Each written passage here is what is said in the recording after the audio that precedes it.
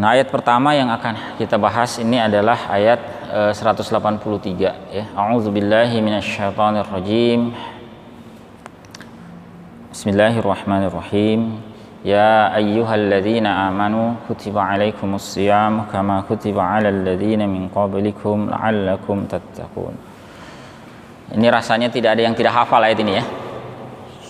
Setiap hari kita dengar. Bahkan sehari itu bisa berkali-kali. Ya. Sejak kemarin ya, hari ini ya. Ini memang ayat yang menjadi dasar ya, dasar disyariatkannya puasa Ramadan. Ya. Ini ayat 183 di surah Al-Baqarah. Baik, berikutnya kita akan lihat sedikit sejarahnya ya, sejarah pensyariatan puasa ini.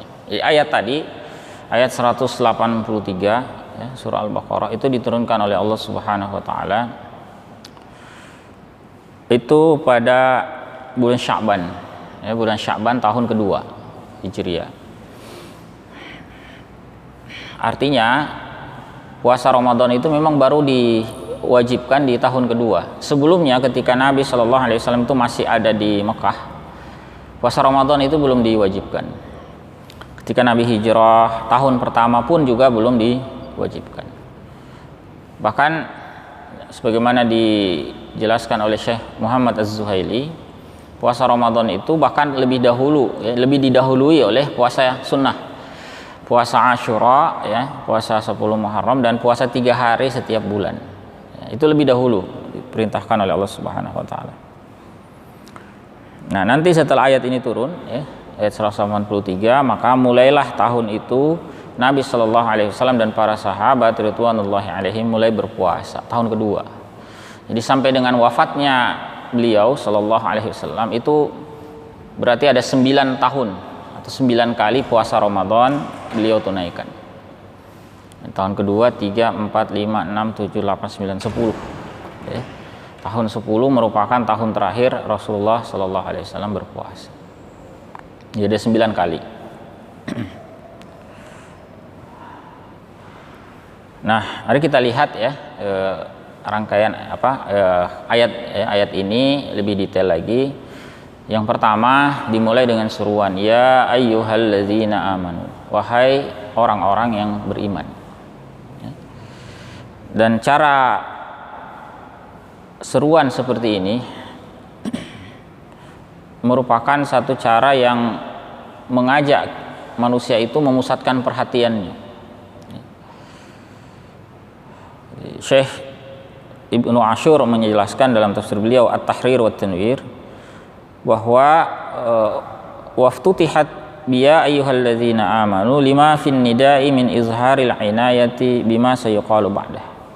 Dimulainya ayat ini dengan seruan ya ayyuhalladzina amanu itu ya karena dalam bentuk seruan semacam itu ada pengarahan agar kita itu memusatkan perhatian pada apa yang akan disampaikan setelahnya.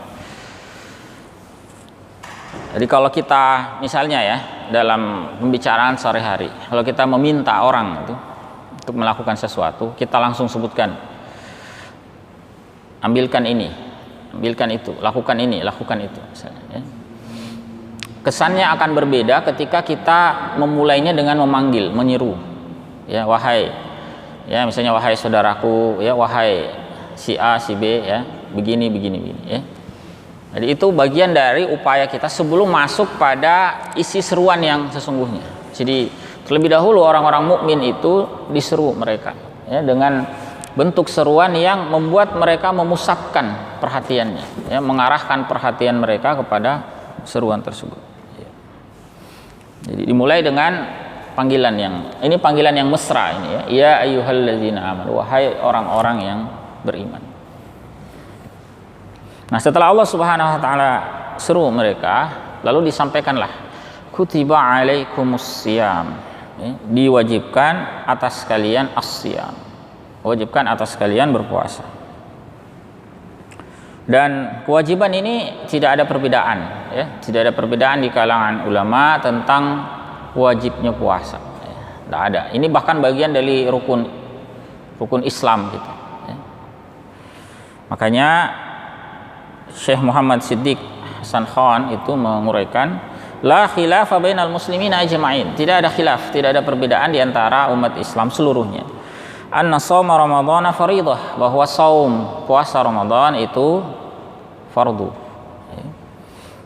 Iftaradaha Allah subhanahu ala hazil ummah, yang difardukan oleh Allah subhanahu wa ta'ala atas umat ini. Tidak ada perbedaan. Puasa itu ya dalam ayat ini disebut siam, ya, siam. Kadang juga di tempat yang lain ya disebut saum. Ya, dalam hadis Nabi SAW misalnya disebut saum. Atau dalam penggunaan bahasa di surah Maryam itu juga disebut saum. Ya. Itu berasal dari kata shama yasumu siyaman atau sauman. Ya, berpuasa. Secara bahasa maknanya ya al-imsaku wa tarkut tanaqquli min halin ila hal. Ini secara bahasa. Jadi yang dimaksud saum itu atau siam itu arti bahasanya adalah imsak. Menahan diri, berdiam, ya, tidak berpindah.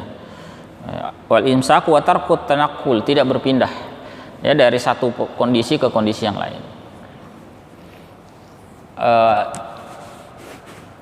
Ibunda Maryam itu ketika telah melahirkan itu ya, telah melahirkan Al-Masih itu di antara ungkapan dia bahwa inni nazartu lirrahmani sauma, aku bernazar kepada Ar-Rahman, kepada Allah untuk saum ya.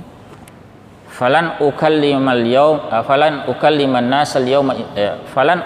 yawma insiya, dalam surah Maryam ya. Jadi aku, kata Maryam, bernazar untuk saum sehingga saya tidak berbicara dengan siapapun pada hari ini. Nah, saum di situ maksudnya adalah dia meninggalkan tarkul kalam, dia tidak berbicara. Maka ketika nanti dia kembali kepada kaumnya itu bertanya ya tentang Al-Masih itu, kenapa dia bisa punya anak ya, padahal dia selama ini tidak pernah berbuat buruk ya, berbuat serong terhadap siapapun ya, berbuat mesum dan sebagainya, bahkan didekati laki-laki saya nggak pernah. Nah, itu Maryam tidak menjawab sama sekali karena dia sudah bernazar untuk saum. Nah, saum yang dimaksud dalam ayat itu adalah makna bahasanya tarkul kalam. Jadi dia tidak berbicara kepada siapapun. Nah, yang berbicara itu adalah Al-Masih ya, putranya ya, Ibnu Maryam. Itu makna bahasa. Nah, apa makna istilah secara syar'i ya? Muhammad Siddiq Hasan Khan melanjutkan, yang dimaksud dengan puasa secara syar'i itu adalah al-imsaku 'anil muftirat, menahan diri dari apa saja yang membatalkan, ma'aqtiranin niyah, yang disertai dengan niat. Ya. Min tulu'il fajri ila ghurubis syams, sejak terbitnya fajar sampai tenggelamnya matahari. Nah, itu pengertian puasa secara syar'i. Upaya kita menahan apa? Menahan diri dari semua yang bisa membatalkan puasa. Makan, minum, ya, hubungan seksual dan sebagainya. Menahan diri dari itu disertai dengan memang kita berniat, ya, niat bertakarrub kepada Allah Azza wa Jalla. Ya. Sejak terbit fajar sampai tenggelamnya matahari. Ya, itu niat. Ya. Dan ini kewajiban yang jelas ya. Kalau kita lihat dalil yang lebih lengkap ya, di antara dalil kewajiban puasa ada cukup banyak. Ada dari Al-Qur'an ya, rangkaian ayat yang kita baca 183, 184, 185, 3 ayat itu semuanya menegaskan kewajiban puasa ya. Nah, hari ini kita bahas 183, insyaallah nanti 184 pun juga ya menjelaskan tentang kewajiban puasa Ramadan dan juga 185 nanti.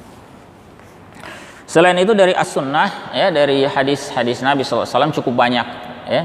Di antaranya adalah hadis yang diriwayatkan oleh Imam Muslim ini tentang bunyal Islam. Biasa disebut sebagai hadis tentang rukun Islam ya, bahwa Islam itu dibangun atas 5 perkara. Bunyal Islamu ala khams. Ada 5 perkara ya, ada mulai dari syahadati alla ilaha illallah wa anna muhammadar rasulullah ya, dan seterusnya. Yang terakhir, jadi dalam redaksi hadis ini memang yang terakhir itu disebut puasa Ramadan.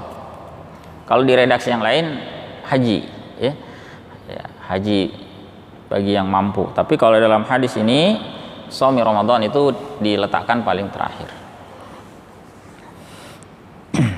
Kemudian dalil yang lain yang kokoh juga itu adalah al-ijma. Ya, ijma. Tadi sempat kita singgung di pembahasan sebelumnya bahwa kaum muslimin itu bersepakat, tidak ada perbedaan pendapat di kalangan ulama tentang apa? Di kalangan umat Islam tentang kewajiban puasa. Bahkan menurut Syekh Muhammad Az-Zuhaili ini bagian dari perkara yang ma'lumum minad dini bid-darurah. Apa itu? Perkara yang diketahui, maklum, sudah diketahui. Minad din merupakan bagian dari agama bid-darurah. Secara apa ya? Secara luas, secara pasti. Orang itu tidak ada yang tidak tahu lah. Selama dia muslim, nah, coba perhatikan saudara-saudara kita itu ya, keluarga kita. Tidak ada yang tidak tahu kalau puasa itu wajib. Hatta yang awam, yang tidak sekolah mungkin ya, itu tahu kalau puasa itu wajib. Nah, itu yang disebut dengan ma'lumun minad dini bid-darurah. Pengetahuan akan kewajiban itu sudah sedemikian luas ya. Nah, kemudian ya selanjutnya ikhwafillah rahmatullahi alaikum, Allah Subhanahu wa taala menyebutkan tentang kewajiban. Maaf, sebelum kita sampai ke ayat kama kutiba ya kelanjutannya, kita lihat ada 5 ya syarat. Ada 5 syarat kita itu wajib berpuasa. 5 syarat yang harus terpenuhi agar orang itu terkena kewajiban berpuasa. Yang tidak memiliki ini, tidak memenuhi syarat ini, tidak wajib dia berpuasa. Ya, nomor 1 tentu dia muslim ya.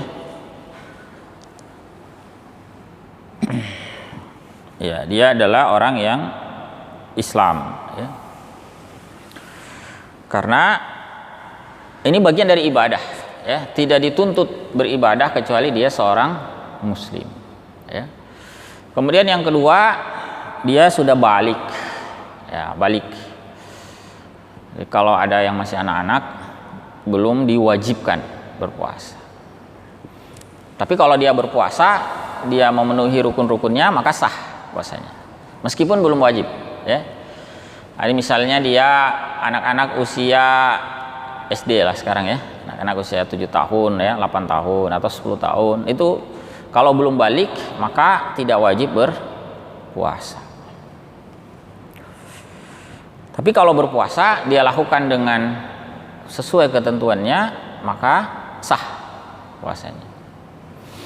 Dan memang ada baiknya anak-anak itu sejak dini diajarkan ya, diajarkan. Kalau kita berkaca pada syariat sholat itu sejak 7 tahun sudah diminta melaksanakan ya. Jadi sejak usia mumayyiz diajak untuk mengerjakan, untuk terbiasa mengerjakan ibadah ya. Tapi memang belum wajib. Wajibnya kapan? Ketika dia sudah balik ya. Ini berdasarkan hadis yang diriwayatkan dari sahabat Ali bin Abi Thalib ya, karramallahu wajhahu radhiyallahu anhu, tentang diangkatnya pena dari 3 kelompok ya. Rufi al-qalamu an salas ya. Diangkat pena itu dari 3 kelompok. Siapa? Nomor 1-nya anis sabiyyi hatta yahtalim atau yablugh, dari anak kecil sampai dia balik ya. Kemudian yang berikutnya ya, dari orang yang tidur diangkat juga pena ya. Anin naimi hatta yastayqiza, sampai dia bangun. Lalu yang terakhir wa anil majnuni hatta yufiq, orang gila sampai dia sadar, sampai dia waras, sampai dia sembuh. Nah, terkait poin kedua dan ketiga inilah para ulama juga menghubungkan syarat berikutnya, yaitu berakal ya, berakal. Jadi kalau orang itu meskipun balik tapi tidak berakal, gila misalnya, maka tidak wajib atasnya berpuasa ya. Jadi muslim, balik, berakal. Lalu yang keempat apa? Ada syarat khusus bagi wanita, ya. Bagi wanita ada syarat khusus, yakni dia tidak sedang mengalami haid atau nifas, ya. Ini berdasarkan hadis yang diriwayatkan dari Aisyah radhiyallahu anha, bahwa beliau itu mengatakan di masa Nabi SAW, kunna nu'maru biqada'is shaumi wa la nu'maru biqada'is shalah. Kami diperintahkan untuk mengqadha saum, mengqadha puasa, tetapi tidak diperintahkan untuk mengqadha salat, ya. Kalau haid sementara Ramadan tidak berpuasa tapi wajib mengqadhanya, ya. Lalu yang terakhir mampu, ya, mampu. Ini nanti dikaitkan dengan ayat berikutnya, ayat 184, ya, dan juga ada di suratul Hajj, ya, bahwa Allah Subhanahu wa taala, wa ma ja'ala 'alaikum fid dini min haraj, ya, tidak menjadikan pada kalian dalam din ini kesulitan. Artinya kalau orang itu tidak mampu berpuasa, maka kewajiban berpuasa tidak dibebankan atasnya. Hanya saja nanti ada hukumnya tertentu, ya. Bagaimana kalau tidak mampu berpuasa? Insya Allah di ayat berikut nanti, ayat 184 kita akan lihat, ya, bagaimana hukum bagi mereka yang tidak mampu berpuasa. Baik, ikhwafillah rahmatullahi alaikum, ya. Kemudian juga ada penegasan, ya, kita tegaskan kembali bahwa puasa Ramadan ini betul-betul merupakan kewajiban, ya. Ini ditunjukkan dengan adanya sanksi yang sangat tegas, ya. Ada sanksi yang sangat tegas bagi orang yang meninggalkan. Nah, dan itu ada perincian. Yang pertama, kalau ada orang meninggalkan saum ini karena dia ingkar akan kewajiban itu. Kalau mengingkari kewajiban puasa, itu jatuh kepada kekufuran, ya, dia jatuh kepada kekufuran. Maka dia diperlakukan layaknya orang yang murtad. Ini orang yang mengingkari, ini level paling berat ini, ya. Kenapa tidak puasa? Karena menurut saya puasa itu tidak wajib. Nah, ini jatuh pada level nomor 1 ini, level paling berat. Diperlakukan layaknya orang yang murtad. Dalam Islam orang yang murtad itu bagaimana? Diminta bertaubat, ya, ustutibah. Diminta dia bertobat, kemudian juga diminta apa? Ya, diminta kembali kepada al-haq, ar-ruju' ilal haq. Diminta bertobat dan rujuk kepada al-haq. Kalau enggan, ya memang dihukum mati. Orang murtad kan begitu. Murtad ya diminta bertobat, kembali kepada Islam. Kalau enggan, ya terpaksa dihukum mati.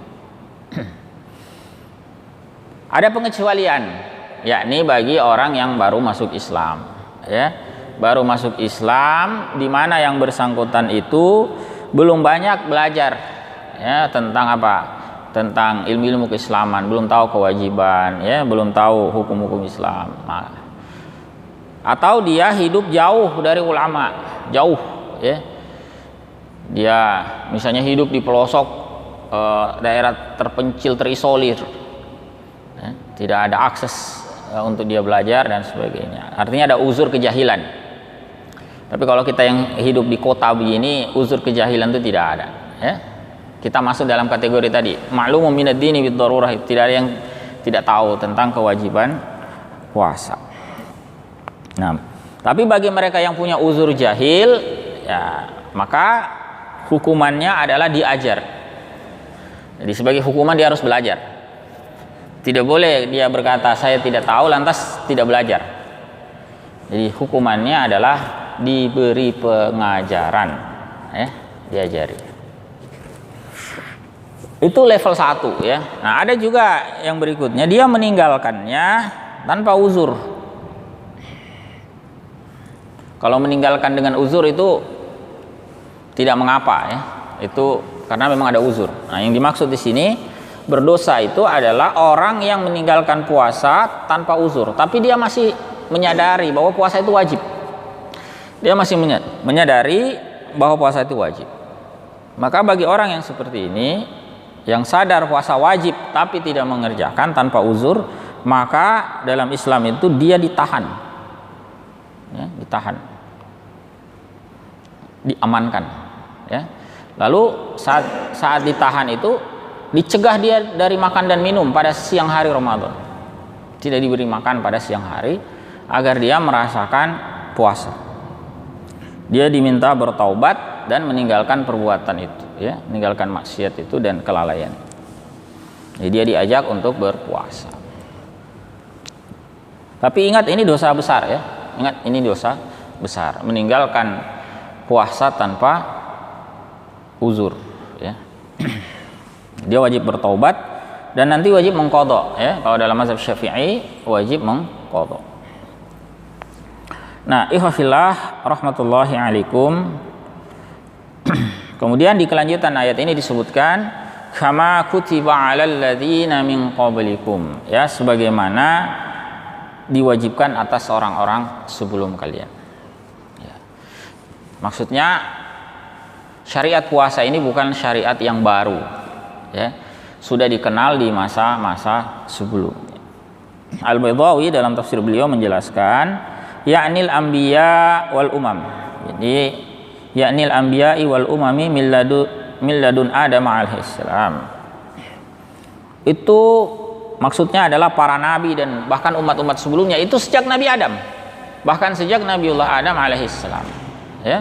Jadi makna telah diwajibkan atas orang-orang sebelum kalian itu bahkan sejak Nabiullah Adam alaihissalam. Ya, demikian penjelasan Al-Baydawi. Kemudian beliau mengatakan bahwa dalam ungkapan ini kama kutiba, ya, sebagaimana telah diwajibkan atas orang-orang sebelumnya, wa fihi taukidun lil hukmi wa targhibun fil fi'li wa tatyibun 'alan nafs. Dalam ungkapan ini ada penegasan hukum. Bahwa hukumnya itu memang tidak main-main. Dan bukan hanya atas umat Islam tapi juga bagi umat-umat sebelumnya. Dan juga ada dorongan untuk mengerjakan targhib, ya. Kalau umat-umat sebelumnya dibebani kewajiban itu dan kalian mampu, maka mestinya kalian juga, kalau umat-umat sebelumnya dibebani kewajiban itu dan mereka mampu, maka mestinya kalian pun, ya, umat Islam juga mampu menunaikannya, ya. Dan juga ada tatyibun 'alan nafs, ya, sebagai upaya perbaikan, ya, bagi jiwa kita. Nah, ikhwafillah rahmatullahi alaikum. Kemudian, ya, di penutup ayat ini Allah Subhanahu wa taala menyebutkan la'allakum tattaqun, ya, agar kalian bertakwa. Sebetulnya makna la'alla itu banyak, ya, banyak dalam Al-Qur'an banyak, ya. Ini makna yang dikemukakan oleh Ali As-Sabuni, ya, salah satu mufassir yang baru saja wafat beberapa waktu yang lalu, ya, Muhammad Ali As-Sabuni dalam tafsir beliau Safwatut Tafasir, ya, sama dengan Imam Az-Zamakhsyari, beliau memaknai la'alla itu dengan makna kai, ya, agar atau supaya kalian bertakwa. Ai litakunu minal muttaqina lillah al-mujtanibina limaharimi, agar kalian itu tergolong orang-orang yang bertakwa kepada Allah, orang-orang yang menjauhi perkara-perkara yang diharamkannya, ya. Nah, ikhwafillah rahmatullahi alaikum. Selain itu, ya, kata la'alla itu juga bisa mengisyaratkan keniscayaan takwa bagi orang yang berpuasa, ya. Itu dijelaskan oleh Imam Ar-Razi, ya, dalam tafsir beliau Mafatihul Ghaib, bahwa kata la'alla itu kan secara asal dia itu litarajji wal isfaq, menunjukkan apa? Menunjukkan pengharapan dan keinginan yang kuat, kerinduan. Itu taraji wal isfaq. Jadi kalau disebut la'alla itu secara bahasa artinya mudah-mudahan, semoga, tapi dengan pengharapan yang kuat. Hanya saja makna bahasa ini muskil kalau dinisbatkan kepada Allah Subhanahu wa taala. Karena ungkapan pengharapan itu kan dari pihak yang lemah kepada yang kuat. Jadi kalau dinisbatkan kepada Allah, mustahil Allah itu kan berharap. Siapa yang diharapkan lagi oleh Allah Azza wa Jalla? Dia yang paling kuat, dia yang paling berkuasa. Maka tidak mungkin la'alla itu dimaknai dalam pengertian bahasanya. Maka kemudian Ar-Razi menyatakan itu ditakwil, ya, kata la'alla itu ditakwil. Ditakwil, dipalingkan maknanya dari makna asalnya. Nah, kalau di sini As-Sabuni menggunakan makna kai, agar, supaya, sama dengan Imam Az-Zamakhsyari. Tapi juga bisa la'alla itu menunjukkan apa? Keniscayaan, kepastian. Bahwa ketika Allah yang menyatakan la'allakum tattaqun, itu bukan lagi mudah-mudahan, bukan semoga, tapi niscaya, pasti kalian akan bertakwa, ya. Baik, ikhwafillah rahmatullahi alaikum. Kemudian kita lihat beberapa hikmah puasa, ya. Banyak ya sebetulnya, ya. Banyak hikmah puasa itu, ya. Tapi yang dikemukakan oleh Syekh Muhammad Az-Zuhaili ada 4 setidaknya. Ada dari aspek akidah, ya, dan ketaatan kita kepada Allah Subhanahu wa taala. Jadi dia meningkatkan keimanan kita, muraqabah, rasa diawasi oleh Allah Subhanahu wa taala. Coba kita bayangkan pada saat kita berpuasa. Kita itu kan bisa saja berada di rumah sendirian, tidak ada orang lain, hanya kita. Kalau kita mau makan minum tidak ada yang tahu.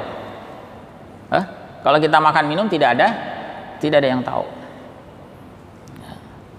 Tapi karena dorongan ketakwaan, seorang mukmin tidak akan makan minum, meskipun tidak ada yang melihat selain dia, tidak ada manusia lain yang lihat selain dirinya. Dia tetap tidak akan makan dan minum secara sembunyi-sembunyi. Atau bahkan misalnya dia mengkorupsi waktunya. Kalau saya berbuka jam 5 ini tidak ada yang tahu, tidak ada yang lihat, ya. Kan, atau jangankan jam 5, ya, kurang 5 menit saja. Dia tahu bahwa waktu berbuka masih 5 menit lagi, kemudian dia sudah 5 menit lebih awal lah, tidak apa-apa. Tidak ada yang begitu. Ya, sepanjang dia menyadari bahwa itu merupakan perintah Allah Subhanahu wa taala kepadanya. Dan ini juga meningkatkan ketaatan kepada Allah Subhanahu wa taala. Coba kita bayangkan, seorang yang berpuasa, dia punya makanan, minuman di rumahnya halal, dari rezeki yang halal. Tetapi yang makanan minuman halal itu ketika Allah melarang dia mengkonsumsinya, dia memenuhi itu. Ketika Allah melarang dia mengkonsumsinya di siang hari pada saat berpuasa, dia memenuhi itu semata-mata karena ketaatannya kepada Allah Azza wa Jalla. Maka mukmin yang semacam ini mestinya lebih mampu mengendalikan dirinya daripada makanan minuman yang jelas-jelas haramnya. Demikian pula dia punya istri, ya, atau seorang wanita yang punya suami, hasil pernikahan yang sah secara syar'i. Boleh mereka melakukan hubungan seksual, hanya saja pada saat berpuasa di siang hari Ramadan, Allah melarang mereka melakukan hubungan seksual, meskipun terhadap pasangan yang sah. Maka ketika mereka memenuhi tuntunan itu dengan penuh ketaatan kepada Allah, mestinya mereka lebih mampu lagi mengendalikan diri dari pasangan yang tidak sah. Yang halal saja dia bisa kendalikan, apalagi terhadap yang haram, ya, mestinya demikian, ya. Kemudian hikmah berikutnya, ikhwafillah rahmatullahi alaikum, juga untuk meningkatkan pengendalian diri kita, ya, kontrol, self control, ya. Orang menjadi lebih mampu mengendalikan dirinya, mengendalikan hawa nafsunya. Selain itu juga dia bisa meningkatkan empatinya, ya. Dan ini nanti berkaitan dengan hikmah yang lain, yakni meningkatkan kepedulian dia, sosial dia terhadap sesama. Nah, apalagi di awal-awal puasa ini, ya. Coba, ya, di awal-awal puasa, hari pertama, hari kedua, ya, biasanya awal-awal puasa itu kalau karena belum terbiasa, tubuh kita itu kan lapar sekali. Saya nggak tahu kalau sekarang ini masih terasa sangat lapar tidak, ya? Atau sudah tidak begitu, ya? Masih. Biasanya awal-awal itu masih terasa, ya, masih hari kedua begini biasanya masih terasa. Nah, rasa lapar itu bukan untuk dihindari, tapi untuk kita hayati, ya. Coba hayati betul rasa lapar itu. Ketika menyerang rasa lapar yang kuat, yang hebat itu, coba Anda resapi, Anda ingat, itu tanamkan kuat dalam memori kita. Itulah rasa lapar. Dan bayangkan kita hanya mengalaminya, ya, hanya belasan jam saja. Ada saudara-saudara kita itu lapar bisa sampai berhari-hari, ya. Lapar yang kita rasakan itu sebetulnya boleh jadi tidak lapar hebat yang dirasakan oleh saudara-saudara kita yang dipaksa berpuasa. Kita mungkin sebulan puasa, ya. Saudara kita itu bisa berbulan-bulan, sepanjang tahun berpuasa karena beratnya kondisi. Kita kalau saat berbuka itu masih bisa pilih-pilih makanan, dah. Ada banyak menu, kita bisa pilih. Saking bingungnya itu kadang kita bertanya, nanti ini makan apa? Nanti makan apa? Karena opsinya banyak lah. Makan yang A, yang B, yang C, yang D, ya, banyak. Nanti makan apa? Sementara saudara kita yang kesulitan itu, pertanyaannya itu diubah sedikit. Bukan nanti makan apa itu. Tapi yang mereka pertanyakan apa? Nanti apa makan? Apa makan nanti? Apakah nanti bisa makan atau tidak? Sementara kita menjejali benak kita dengan opsi berbagai pilihan makan A, B, C, D, mereka itu masih opsinya itu apakah bisa makan atau tidak. Dan puasa ini mengajarkan kita, termasuk nanti ketika berbuka ya. Ketika berbuka, sebelum betul-betul berbuka itu Anda siapkan memori itu, ingat itu, tegukan pertama atau suapan pertama itu ingat betul. Betapa nikmat luar biasa itu rasanya. Ya. Hayati. Ya. Kalau kita bisa menghayati itu, mudah-mudahan kita bisa berempati. Begitulah kenikmatan yang dirasakan oleh saudara-saudara kita yang berada di puncak lapar dan hausnya, lalu diberi makanan dan minuman. Begitu kenikmatan yang mereka rasakan. Bahkan berlipat lagi rasanya mereka, karena bisa jadi puasanya lebih lama. Ya, kelapar hausnya mereka itu lebih dahsyat daripada kita. Maka ketika diberi seteguk air, ya sesuap makanan, itu nikmatnya luar biasa. Nah, puasa mengajarkan kita berempati. Ya, bagaimana seorang mukmin bisa berempati kepada orang-orang yang membutuhkan kalau dia tidak merasakan lapar dahaganya mereka. Ya, maka disinilah pentingnya puasa. Ya. Nah, kemudian juga kadang ya ada hikmah puasa dari aspek yang lain, dari sisi kesehatan ya dan sebagainya, itu pembahasan yang lain ya. Termasuk juga di antara hikmahnya. Nah, ikhwafillah rahmatullahi alaikum ya. Selanjutnya ya, bagian akhir dari pembahasan kita hari ini, kita melihat beberapa pelajaran, beberapa ibrah dari ayat 183 surah Al-Baqarah. Ya, yang pertama ini menegaskan betapa puasa itu merupakan kewajiban pokok ya dalam Islam. Dan ini bukan kewajiban yang baru, melainkan telah diwajibkan sejak masa-masa sebelumnya. Kemudian ya juga kita tadi sudah membahas bagaimana puasa ketika kita kerjakan dengan baik niscaya akan mewujudkan ketakwaan ya dalam diri kita. Kemudian sebagai penutup, ikhwafillah rahmatullahi alaikum, ini sebuah hadis dari Abu Hurairah radhiyallahu anhu ya. Hadis yang sangat terkenal, muttafaqun alaih, hadis riwayat Bukhari Muslim, di mana Nabi sallallahu alaihi wasallam menyatakan ya, man shama Ramadan imanan wa ihtisaba, siapa berpuasa Ramadan dengan penuh keimanan ya, landasannya karena iman ya, dan mengharapkan balasan dari Allah Subhanahu wa taala, ghufira lahu ma taqaddama min dzambi. Ini fadilah ya. Allah berikan ampunan baginya dosa-dosanya yang telah lampau. Dosa-dosa kita di masa lalu ya. Nah, salah satu cara untuk diampuni oleh Allah Subhanahu wa taala yakni melalui puasa kita di bulan Ramadan ya. Wallahu alam bissawab ya. Baik, sampai di sini ikhwafillah rahmatullahi alaikum ya. Ulasan kita di ayat pertama dari rangkaian ayat tentang puasa, ayat 183 ya. Masih ada 4 ayat lagi nanti ya. Insyaallah kita akan bahas berikutnya.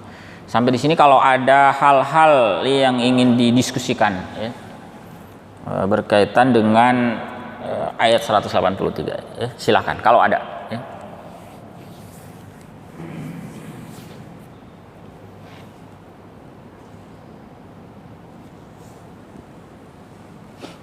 Silakan kalau ada ya. Jadi tadi kita sudah bahas tentang dasarnya ya, dasar kewajibannya, termasuk sejarah syariatkannya ya. Turunnya ayat itu pada tahun kedua Hijriah ya. Dan itu berbarengan ya, perintah itu dengan perintah jihad ya. Makanya dikenal juga Ramadan itu selain sebagai syahrus siyam juga dikenal sebagai syahrul jihad ya. Nanti juga ada pembahasan tentang syahrul Quran ya, karena juga dikenal Ramadan itu bulan diturunkannya Al-Quran. Insya Allah itu nanti pada ayat berikutnya. Silakan Ustaz. Silakan. Berarti yang pertama saya ingatkan adalah kewajiban tentang puasa ini ayatnya berarti ayat-ayat tentang ayat Madaniyah. Ya. Nanti setelah Rasulullah hijrah ke Madinah ke Rasulullah. Iya. Yang kedua adalah berarti nanti ketika syahrul Ramadan adalah dilakukan Quran, di bulan Ramadan itu aku turunkan Al-Quran. Artinya bulan itu sebenarnya sudah dikenal sebelumnya. Nama-nama bulan itu salah satunya bulan Ramadan sudah dikenal sebelumnya, sehingga awal turunnya Al-Quran itu adalah ada di bulan-bulan Ramadan. Ya. Terus yang kedua, apa yang membedakan kemudian kalau di situ sebutkan ya lagi nama kutiba manusia kama kutiba lagi qablikum orang-orang sebelum kalian, apa perbedaannya puasa yang disyariatkan dalam Islam ini dengan puasa yang orang-orang terdahulu? Iya. Baik. Ada lagi mungkin? Satu lagi kalau ada. Silakan. Assalamualaikum warahmatullahi wabarakatuh.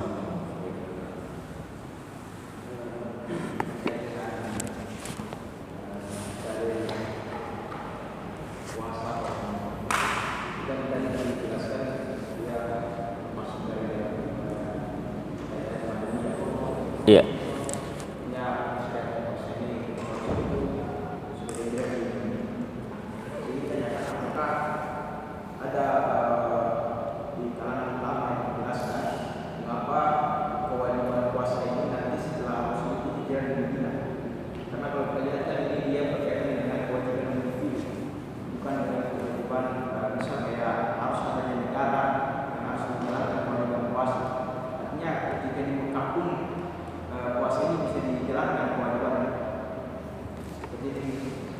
Ya, baik ya.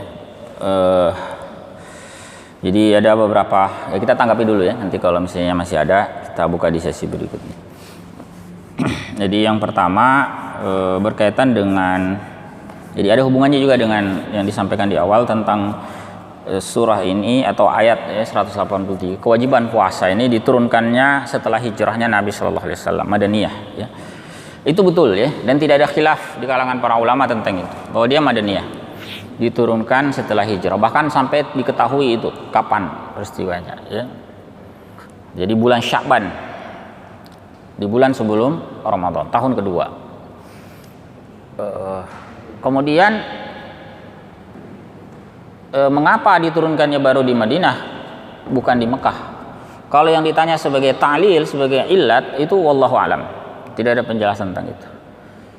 Penjelasannya yang lebih detail itu ada ayat menyebutkan dalam Al-Quran, Allahu a'lamu haitsu yaj'alu risalat. Allah lah yang lebih tahu kapan di mana dia meletakkan risalahnya.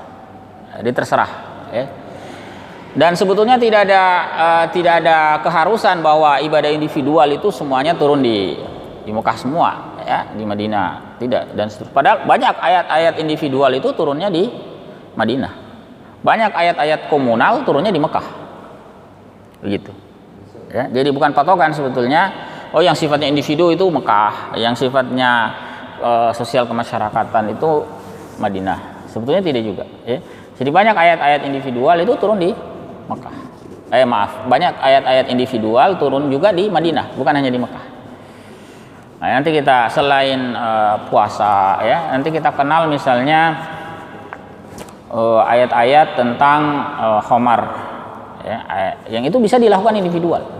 Kita bisa menghindari keharaman khamar secara personal ya. Misalnya juga di Mekah itu juga turun ayat-ayat sosial juga ada, ekonomi ada ya. Misalnya ayat-ayat tentang transaksi keharaman curang dalam timbangan, itu turunnya di Mekah sebelum hijrah ya, dan sebagainya. Jadi memang Allah yang paling tahu lah kapan ya, di mana ya dan seterusnya. Bisa saja Allah turunkan ini di Mekah ya, baru atau di Madinah ya dan sebagainya. Hanya saja kalau kita bicara hikmah ya bisa saja dianalisis ya. Apakah ada hikmah-hikmah tertentu ya, dan kalau secara hikmah ya jelas ada ya.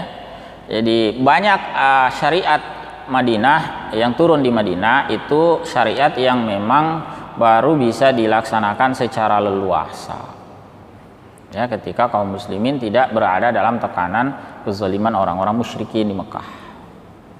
Tetapi sebetulnya itu hikmah ya, itu hikmah sebagai bagian dari analisis kita terhadap sirah nabawiyah. Jadi ayat-ayat tentang jihad itu memang turunnya di Madinah. Ya, ayat-ayat tentang puasa turunnya di Madinah. Kalau mau dihubungkan dengan kehidupan sosial bisa juga. Tidak semua aspek puasa itu aspeknya individual. Banyak aspek puasa itu kaitannya dengan kehidupan sosial. Ya. Misalnya berkaitan dengan bagaimana menetapkan awal akhir Ramadan. Itu bisa berkaitan dengan aspek sosial, bahkan politik. Kemudian bagaimana hikmah tadi yang kita sebut ya, meningkatkan empati, kepedulian pada masyarakat dan seterusnya. Itu juga bagian ya dari aspek. Jadi tidak melulu itu berkaitan dengan jadi gini, maksudnya tidak berarti satu ibadah itu dimensinya betul-betul personal, tidak ada aspek sosialnya. Tidak, bahkan sholat sekalipun, sholat yang kita kenal itu juga dimensi sosialnya besar. Jadi jangan dikira sholat itu urusan individu semata. Ya. Coba Anda perhatikan ketika Allah hubungkan itu orang sholat itu dengan apa? Fawailul lil musallin itu di surah Al-Ma'un itu Allah hubungkan dengan aktivitas sosial. Ya. Alladzina hum an sholatihim sahun alladzina hum yura'un. Riya saja itu sudah berkaitan dengan orang lain. Apalagi di penutup surahnya wayamna'un al-ma'un, dia enggan memberikan bantuan, kikir memberikan bantuan kepada orang-orang yang lain. Ya, dan seterusnya. Jadi sebetulnya dikotomi ibadah personal dengan sosial itu kadang tidak begitu relevan ya dalam konteks praktis dalam kehidupan kita, karena kadang-kadang yang sosial pun punya aspek individualnya, yang individual pun banyak aspek sosialnya ya gitu. Nah, kemudian dikaitkan dengan turunnya Al-Quran di bulan Ramadan, bulan itu sudah dikenal, ya memang betul. Jadi orang Arab itu sebelum Islam datang itu sudah mengenal bulan, sudah kenal. Ya, bahkan bulan-bulan yang Muharram, ya, Safar, Rabiul Awal, ya, dan sebagainya itu mereka sudah kenal. Islam itu kan hanya datang menetapkan tahunnya. Ketika di masa Umar ibn al-Khattab radhiyallahu anhu, yang ditetapkan itu kan tahun. Jadi orang Arab sebelum penanggalan Hijriyah itu bukan bulannya yang nggak ada, tahunnya yang nggak ada. Di bulan sudah dikenal, ya, di masa-masa sebelumnya bulan Ramadan sudah dikenal. Ya. Yang belum ada itu tahun. Makanya orang-orang Arab sebelum penetapan penanggalan di masa Umar ibn al-Khattab radhiyallahu anhu, mereka itu menetapkan tahun berdasarkan peristiwa-peristiwa monumental. Ya. Jadi penetapan tahun di masa lampau itu berdasarkan peristiwa-peristiwa monumental. Ya. Misalnya Amul Fil, ya, tahun gajah. Nah itu ya. Tapi kalau ditanya tahun berapa tidak tahu. Hanya sebut saja tahun gajah. Misalnya ada ulama yang berpendapat ya berdasarkan riwayat bahwa Nabi itu lahir pada tahun gajah. Nah, tahun berapa tidak tahu. Ya. Atau ada namanya ketika Nabi SAW itu sangat bersedih atas wafatnya orang-orang yang beliau cintai, ya, itu dikenal sebagai Amul Huzn, tahun kesedihan. Atau ada lagi masa sebelumnya tahun adanya perjanjian damai antara suku-suku yang berperang, mereka rekonsiliasi, disebut sebagai Amul Hifl, ya, Hifl, ya, itu tahun ketika mereka hifdzul fudul, ya amul fudul, tahun ketika mereka rekonsiliasi damai. Tapi kapan persisnya tidak diketahui, ya. Makanya di masa Umar ibn al-Khattab radhiyallahu anhu, ketika dia menjadi khalifah, disitulah ditetapkan tahun itu, ya. Kapan sih tahun Islam itu mulai? Bukan bulannya yang ditetapkan, tapi tahun. Nah, ditetapkanlah tahun itu berdasarkan hijrahnya Nabi Shallallahu Alaihi Wasallam, ya, yaitu tahun hijriyah, bukan bulannya, ya. Nah, jadi kadang orang salah kaprah. Oh, kalau hijrah itu 1 Muharram berarti Nabi itu hijrah 1 Muharram. Bukan. Nabi itu hijrahnya bulan Rabiul Awal, tapi tahunnya tahun 1, gitu, ya. Jadi yang biasa kita sebut hijrah itu di bulan Muharram itu sebenarnya kurang pas. Hijrah kalau bulannya itu bulannya Rabiul Awal, Nabi tiba, ya. Tetapi tahun hijrahnya betul tahun persis itu disebut sebagai tahun hijrah, ya. Wallahu a'lam. Kemudian bagaimana yang berkaitan dengan puasa umat-umat sebelumnya? Apakah ada perbedaan? Betul, ya. Ada perbedaannya, ya. Jadi kesamaannya itu kalau penjelasannya As-Sawi Al-Maliki, beliau mengatakan persamaannya itu hanya pada fil fardiyah, pada kefarduannya. Jadi bukan pada aspek lal kaifiyah was sawab wa hikmatut tasyri'. Jadi bukan pada tata cara, bukan pada pada pahalanya, dan juga bukan pada hikmahnya. Tidak sama dari sisi itu, ya. Nah, sebetulnya ibadah-ibadah yang lain juga begitu, ya. Tadi kita sempat singgung, ya. Banyak ibadah dalam Islam itu bukan ibadah yang baru. Selain puasa, kita kenal sholat, ya. Sholat itu pun juga bukan baru ada di masa Nabi Shallallahu Alaihi Wasallam. Sholat itu sudah dikenal di masa-masa sebelumnya. Hanya saja tata cara perinciannya tidak sama persis, ya. Jadi kalau misalnya nanti kita baca di surah Al-Baqarah itu ada ayat yang bunyinya begini: wa aqimus sholata wa atuz zakata warka'u ma'ar raki'in, ya. Ya, pernah baca ya, ya? Wa aqimus sholata wa atuz zakata warka'u ma'ar raki'in. Itu kan artinya apa? Tegakkanlah salat, tunaikanlah zakat, dan rukuklah bersama orang-orang yang rukuk. Kadang itu jadi pertanyaan, apa bedanya perintah wa aqimus shalah di awal dengan warka'u ma'ar raki'in? Rukuklah bersama orang-orang yang rukuk. Kan berarti sama-sama salat itu. Ya, ternyata kalau kita lihat lebih detail, ayat itu kan berkaitan dengan orang-orang ahlul kitab. Orang-orang Yahudi itu diperintahkan wa aqimus sholata wa atuz zakah. Awalnya ayatnya hanya begitu. Ketika diperintahkan wa aqimus sholata wa atuz zakah, mereka bilang kami sudah laksanakan. Kami sudah sholat, kami sudah zakat. Nah, lalu dilanjutkan lagi ayat itu warka'u ma'ar raki'in. Rukuklah bersama orang-orang yang ruku. Artinya apa? Masuklah kalian ke dalam Islam. Karena yang sholatnya ruku, ada rukuknya itu adalah kaum muslimin. Di orang-orang Yahudi sebelumnya diperintahkan sholat, tapi tidak ada rukuknya. Sehingga ketika ayatnya waqimus sholata wa atuz zakah, mereka bilang kami sudah laksanakan. Nah, jadi mereka menolak beriman karena kami juga melaksanakan. Nah, lalu disebutkanlah di akhir warka'u ma'ar raki'in. Artinya apa? Berimanlah, ikutilah risalah yang dibawa oleh Nabi Sallallahu Alaihi Wasallam. Nah, sama juga dengan puasa. Puasa sudah dikenal di masa umat sebelumnya. Tapi puasa yang disampaikan oleh Nabi Sallallahu Alaihi Wasallam dalam risalah Islam itu punya perincian yang berbeda, ya. Misalnya dia itu min tulu'il fajri ila ghurubis syams, dari terbitnya matahari dari terbitnya fajar sampai tenggelamnya matahari. Umat-umat sebelumnya ada yang puasanya sampai malam, gitu, ya. Atau misalnya risalah yang berbeda lagi, bahwa dalam Islam ketika berpuasa di bulan Ramadan boleh suami istri melakukan hubungan seksual di malam hari.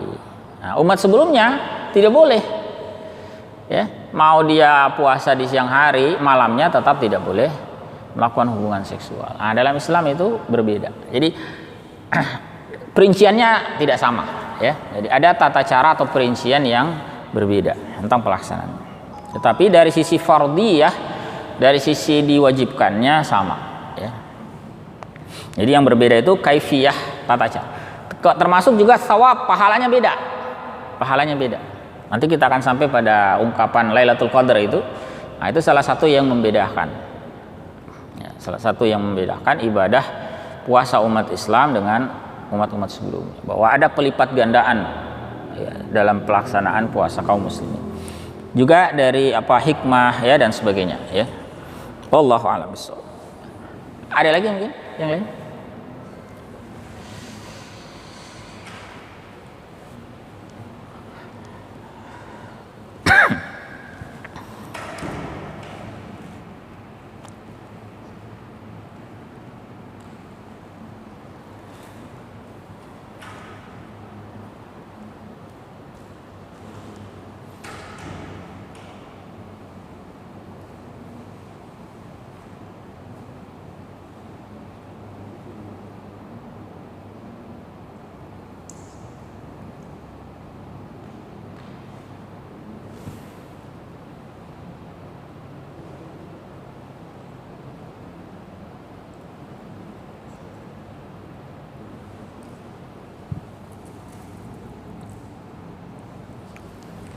Pas ya? Tidak ada ya? Cukup?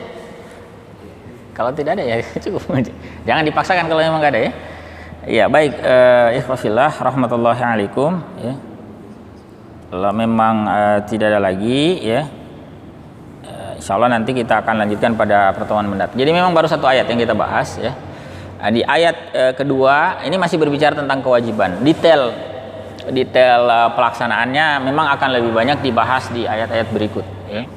Termasuk ketika orang itu tidak berpuasa, bagaimana ya konsekuensinya, apakah dia mengqadha, apakah dia membayar fidyah ya dan sebagainya. Itu insya Allah nanti kita akan bahas lebih detail di ayat kedua nanti ya, ayat 184 dan juga ayat 185 ya. Baik, kalau tidak ada kita cukupkan ya. Terima kasih atas perhatiannya. Saya mohon maaf bila ada hal-hal yang kurang berkenan. Semoga Allah Subhanahu wa taala senantiasa melimpahkan keberkahannya kepada kita semua. Subhanakallahumma wa bihamdik asyhadu an la ilaha illa anta astaghfiruka wa atubu ilaik. Assalamualaikum warahmatullahi wabarakatuh.